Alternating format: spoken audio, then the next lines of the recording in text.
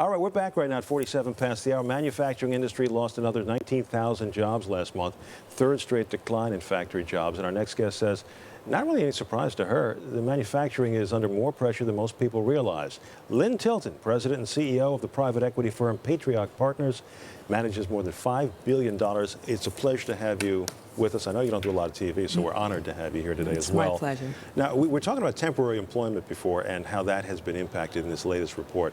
And you happen to be chairman of Snelling & Snelling, which is a company that most people know is very much involved in temporary employment. So tell me, what are you seeing there? We see it as a leading indicator of what's really coming, and that's that job growth is slowing. And although the numbers have been somewhat positive to people, we see it from a different level, both from Snelling and the other 69 companies that we have equity interests in. All right, you say slowing. I want to key on the temporary employment thing for a minute here. Slowing how much? Has it hit the wall? Has it just kind of tapered off a little bit? Was there at one point where there was a dramatic change? I think what you're seeing is month-over-month growth is the lowest it's been in 3 years. And I think it's been slipping from the beginning of this year, month over month. So I think you really do see a trend that's basically going to be a predictor of what comes. What are they hearing from the people who, the clients who would normally call for temporary workers? Are there signs of concern, something more serious than concern, or is it just they're playing it safe right now? Well, I think people are definitely playing it safe, but I think if you get down to the grassroots level, there is concern. I mean, I think the data and the fundamentals that we look at today are not necessarily the same predictors of the past. Really? Why not? We live in a global world. It's changed forever, and there are variables that have changed. And I think you have to look at how the average American is truly living.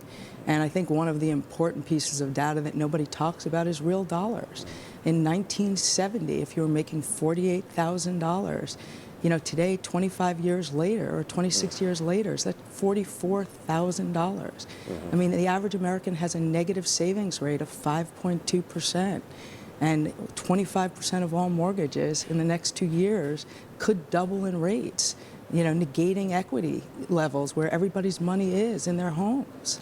It's a pretty bleak picture you're painting here. So how do you, with all these companies, deal with that? How do you plan for a future managing and overseeing companies that got to make a profit from these people who are apparently in for a hard time?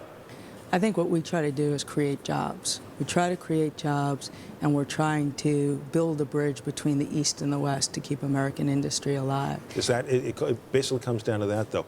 It has to be a global interface because this country, if it goes it alone, is in serious trouble. I think so.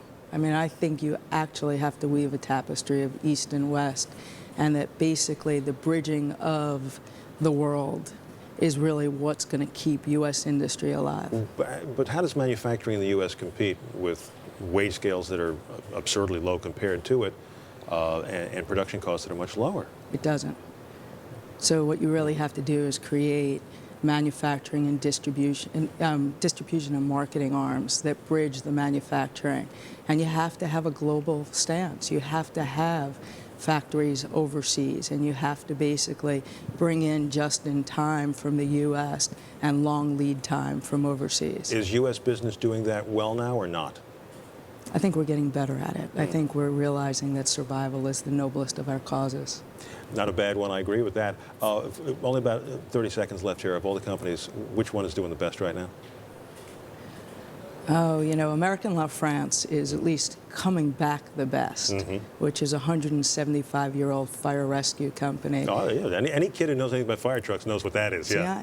When you have all the boys' toys, you get to be every man's fantasy. Absolutely, absolutely. Well, we have to leave it there. We really appreciate you coming in. We wish you the best of luck, and thank you so much for visiting us today. Thank you for having me. All right, Lynn Tilton, the president and CEO of Patriarch Partners. We're going to pause right now. I'll be back with more news update for you in a moment.